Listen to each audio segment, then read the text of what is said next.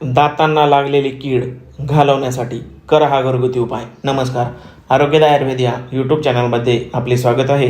मित्रांनो, दातांना लागलेली कीड, तोंडाचा येणारा घाणवास किंवा दाढ दुखत असेल तर आपण या पेरूच्या पानांचा वापर करून यावर काही दिवसातच पूर्णपणे आराम मिळवू शकतो. पेरूचे झाड जवळजवळ संपूर्ण महाराष्ट्रभर बघायला मिळते. पेरू खाणे देखील अनेक जणांना आवडते आणि शहरी भागात याच पेरू विक्रेत्याकडे ही पेरूची पाने तुम्हाला अगदी फुकट उपलब्ध होतील.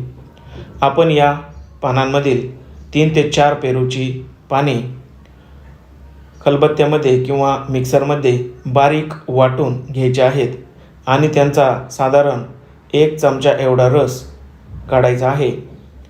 पण यापूर्वी मात्र पेरूची पाने स्वच्छ पाण्याने धुवून घ्यायची आहेत, जेणेकरून यावरील धुळीचा, मातीचा त्रास तुम्हाला होणार नाही.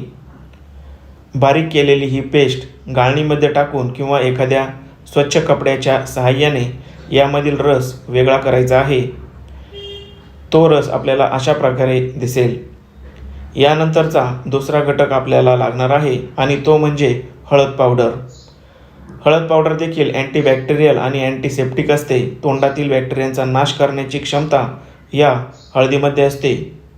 आपण फक्त पाव चमचा एवढी हळद पावडर यामध्ये टाकायची आहे आणि हे दोन्ही घटक व्यवस्थितपणे मिक्स करायचे आहेत. मित्रांनो, दातांची कीड मारण्यासाठीचा हा उपाय फार पूर्वीपासून केला जात आहे. अगदी लहान मुलांना देखील हा उपाय करता येतो. आता आपल्याला आवश्यक आहे कापसाचा छोटासा बोळा. हा कापूस या रसामध्ये बुडवून तो व्यवस्थित भिजवून घ्यायचा आहे आणि किडलेल्या दाढेवर ठेवायचा आहे आणि वरच्या दाताने हा कापूस दाबायचा आहे, जेणेकरून किडलेल्या दाताच्या आतपर्यंत हा रस पोहोचेल.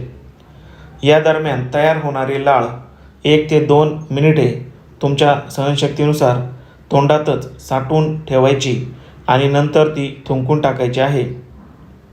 यामुळे तोंडातील बॅक्टेरियांचा देखील पूर्णपणे नाश होतो आणि तोंडाचा वास येणे देखील थांबते. 3 ते 4 दिवस हा उपाय सकाळ संध्याकाळ नियमितपणे केल्याने दातांची कीड मरते, तोंडाचा वास येणे थांबते, दाढ ठणकणे, हिरड्यांना सूज येणे, हिरड्या दुखणे हे देखील याच उपायाने बरे होते. असा हा पेरूच्या पानांचा उपाय तुम्ही एक वेळ अवश्य करा आणि उपाय आवडल्यास इतरांना देखील शेअर करा. धन्यवाद.